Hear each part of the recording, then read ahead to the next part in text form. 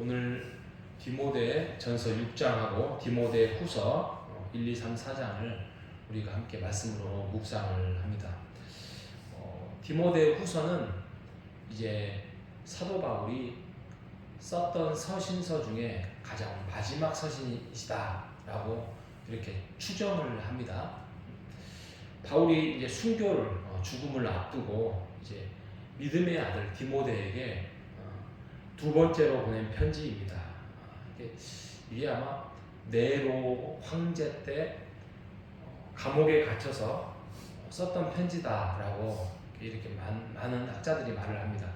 AD 67년 정도 되는 시기인데 이제 디모데에게 교회를 잘 부탁한다. 그리고 너가 분명히 더 큰 핍박과 어려움 속에서 교회는 이루어져 가고 있을 건데 그런 핍박 속에서도 너가 가지고 있었던 사도의 사명, 나는 이렇게 살아왔고 예수님을 만나서 복음을 위해서 이렇게 살아왔다. 그리고 제자들을 세웠다라고 이렇게 말씀을 하고 있습니다. 그리고 맨 마지막에 강조점은 예수님은 다시 오신다. 재림에 대해서 말씀을 합니다. 그래서 어떠한 환경에 처했든지 간에 그거에 대해서 불평하거나 힘들어하거나 하지 말고 너는 힘을 써서 복음을 위해서 복음을 전파하는데 힘을 써라. 나는 내 역할은 여기까지다 라고 말씀을 하며 마무리를 짓는 것이 디모데 후서의 말씀입니다.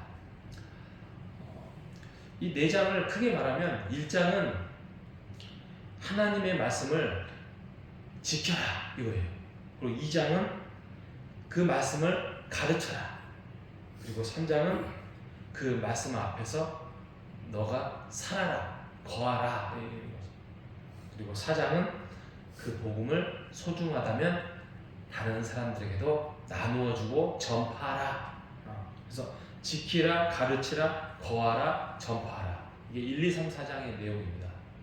그 중에서 2장에 가면 그 복음에 대해서 너가 어떻게 하라고 하냐면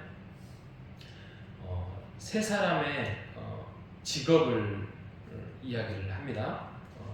첫 번째는 병사로서 군인이죠. 군인은 명령에 살고 명령에 죽는 직업을 아주 특징적으로 가지고 있지요. 그래서 군인은 윗사람이 명령을 딱 하면 그는 생각하지 않습니다. 생각하지 않고 결단을 딱 내리고 움직이는 사람이에요. 그래서 병사로 복무하는 자는 자기 생활에 얽매이는 자가 하나도 없나니 이는 병사로 모집한 자를 기쁘게 하려 함이라. 그러니까 상급자죠. 상급자를 기쁘게 하려 합니다. 하나님의 말씀을 우리가 지키는 자, 우리가 주님이 명령하시는 것에 대해서 아니요, 하나님 제 생각은 달라요, 이렇게 하지 말라는 것이죠. 우리는 많이 그러죠. 하나님이 사랑이 많으시고 하나님이 은혜가 풍성하시니까 하나님이 명령하시는 것에 대해서 말씀하시는 것에 대해서 우리가 순종보다는 우리의 생각이 많이 들어가는 것이죠. 그래서 하나님이 기다리시고 설득하시고 또 기다리시고 그러다 보니까 세월이 훌쩍 지나가 버리는 것입니다. 그러면 누구 손에? 우리가 손해인 거예요. 하나님이 무슨 이렇게 능력이 없으셔서 또 손이 바쁘셔서 우리를 일을 시켜 먹으려고 하는 것이 아닌데 우리를 복되게 하는 것이고 우리를 더욱더 기쁘게 하는 거고 우리의 삶을 더욱더 윤택하게 하는 것인데 우리가 하나님의 뜻을 많이 모르고 잘못된 길로 가는 그런 때가 참 많습니다. 그래서 사도 바울은 이 디모데에게 병사로 복무하는 자를 이야기를 하면서 하나님의 말씀과 하나님의 명령에 순복하고 그 명령을 따르는 자가 되어라 라고 말씀을 하고 있습니다. 여러분, 나이가 들면 많은 것들이 내려놓을 때가 많습니다. 그죠? 내 뜻대로 해봤더니 잘 안 되더라. 근데 하나님 말씀대로 살아봤더니 나중에 좋은 열매가 있더라. 이것을 나이가 먹으면 먹을수록 깨달을 때가 많이 있습니다. 우리가 더 나이가 들기 전에 하나님의 말씀 앞에서 하나님이 이렇게 하라, 이렇게 하지 말아라 그러면 하고, 하지 않는 그러한 순종하는 훌륭한 주의 병사가 되시기를 주님의 이름으로 축복합니다. 자, 두 번째로는 경기하는 자예요. 경기하는 자. 운동선수죠. 운동선수가 농구를 합니다. 선수로 뜁니다. 그런데 법대로 하지 않으면 어떻게 하죠? 운동선수가 될 수 없죠.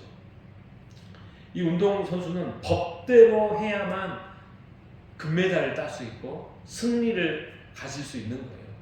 자기 마음대로 그 법을 만들어서 할 수 없는 거예요. 하나님의 말씀을 쫓아서, 그 율법을 쫓아서, 하나님의 명령하시는 것에 쫓아서 행하는 자, 이것이 진정한 훌륭한 선수가 될 수 있는 것입니다. 우리의 주님의 말씀을 쫓아서 내 법을 쫓아가는 것이 아니라 하나님의 말씀을 쫓아서 행사하시는 우리 모두가 되시기를 주님의 이름으로 축복합니다. 자, 세 번째로는 농부를 말합니다. 농부는 저는 농사를 잘 안 지어봐서 잘 모르겠습니다만은 제일 힘든 것이 농사 짓는 거라고 하지요. 왜 그러냐면 이게 굉장한 성실성도 필요하고 인내도 필요하다 하더라고요. 씨를 뿌렸는데 이게 일주일 지나서 열매를 맺으면 얼마나 좋습니까? 그런데 어떤 나무를 심었다고 하면 못해도 3, 4년은 기다려야 되고 더 길게 기다리는 경우도 있지요. 아무리 작게 기다려도 봄에 씨앗을 뿌리면 이게 가을까지 가야 되는 거의 6개월 이상을 세월이 필요합니다. 이처럼 농부가 가질 수 있는 것들은 인내지요. 인내를 가져야 되는 것입니다. 그런데 농부가 가질 수 있는 법칙은 심는 대로 거둔다는 법칙이지요. 눈물과 땀으로 노력하여 인내를 통하여서 열매를 맺을 수 있는 것이 바로 농부의 직업이라는 것입니다. 우리가 열심히 커피 전도를 했어요. 그런데 결과가 안 보여요. 또 열심히 우리가 성실하게 복음을 위해서 살았어요. 그런데 하나님께서 나에게 주어지는 축복은 별로 없는 것 같은 생각이 들어요. 그렇게 생각하지 말라 이거죠. 우리가 뿌린 만큼 그 열매는 이 땅에서 그 복음의 씨앗이 어디로 가지 아니하고 하나님의 나라에서 열매가 맺힌다는 것입니다. 우리가 이 일을 위하여서 우리가 농부처럼 열심히 씨앗을 뿌리는 우리 모두가 되시기를 바랍니다. 이렇게 사도 바울은 디모데에게 군인과 운동선수와 농부를 비유를 들어서 성실하게 복음을 위하여서 어떤 핍박 속에서도 굴하지 말라고 그렇게 말씀을 드리고 있는 것입니다. 그러면서 그는 열심히 배우라, 열심히 배우고 확신한 일에 행동하라라고 말씀을 하면서 그는 마지막 인사를 이렇게 합니다. 나는 선한 싸움을 싸우고 나의 달려갈 길을 마쳤으니 그리고 믿음을 지켰으니 이제후로는 나를 위하여 의의 면류관을 예비하였고 주 곧 의로우신 재판장이신 그날에 내게 주실 것이다. 내게만이 아니라 주의 나타나심을 사모하는 모든 자에게 그러한 하나님의 상이 있을 것이다 라고 말씀을 하며 마무리를 짓습니다. 여러분, 우리는 이 땅을 살아가면서 주님이 부르시는 그날을 군인용어로 말하면 저녁이라 하지요. 그죠? 저녁. 우리가 열심히 주의 병사로, 운동선수로, 또 군인으로 우리가 살아갈 때 우리가 주님이 부르시는 그날까지 우리가 최선을 다해서 복음의 삶을 살아가는 우리 모두가 되시기를 바랍니다. 복음의 삶은 예수 그리스도를 닮아가는 것이고 그 닮아가는 안에서 우리가 성품으로 우리가 열매로 나타나는 것입니다. 우리가 이 일을 위하여서 주의 그리스도의 본분을 성실하게 잘 행하는 우리 모두가 되시기를 주님의 이름으로 축복합니다. 하나님 감사합니다. 디모데후서를 통하여서 복음된 삶이 무엇인지 또 어떻게 살아가야 되는지에 대해서 알려주셔서 감사합니다. 사도 바울은 그냥 유대인으로 살아갔다고 한다면 이 땅에서 평안하게 행복하게 많은 사람들에게 칭송 들으면서 살아갈 수 있음에도 불구하고 그 삶은, 그 유대교의 삶은 거짓된 삶이라는 것을 알고 예수 안에서 제자가 되어서 사도가 되어서 복음을 위하여서 핍박받고 고난을 받았지만 훌륭한 주의 말씀 안에서 선포하고 기록하고 전도하며 살아갔던 그의 삶을 통하여서 그가 선한 싸움을 싸우고 달려갈 길을 믿음을 지키는 그러한 훌륭한 군사가 되었고 훌륭한 선수가 되었고 훌륭한 농부가 되었습니다.